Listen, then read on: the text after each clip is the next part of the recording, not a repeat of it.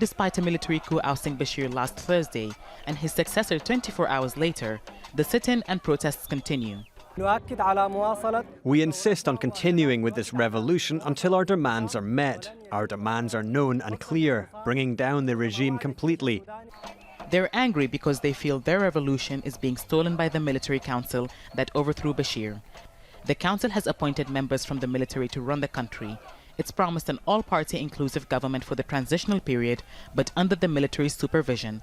That's something those on the streets refuse to accept. Protesters have been here in front of the army headquarters in Khartoum for more than 10 days, and they say they're ready to stay for even longer if their demands are not met. They want the dismantling of the Security and Intelligence Agency, as well as accountability for the members of the former regime. But most of all, they want a civilian government in a country that has been ruled by a military leader for more than 30 years. The military council says it won't use force to disperse the protesters, something activists say they attempted to do on Monday morning.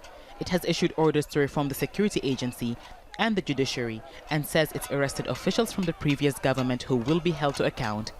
But it insists protest groups and political parties must agree on the structure of a transitional government. We need to agree on the basis of forming the government. The ball is now in their court. There was a question on the timeline, but the ball is in the court of political forces and other bodies that I mentioned, from organizations, youth and women. If they're ready today and agree on anything, we are ready to execute. We have met with the military council and told them that we want a transitional period of no more than 1 year. While others want it to be as long as 4 years.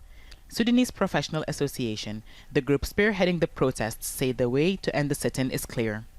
We want the government to be handled to a civilian body. We want the military council to be cancelled and a new council to be formed, which is civilian, major by civilian, with some military representation on it. This is our main demand.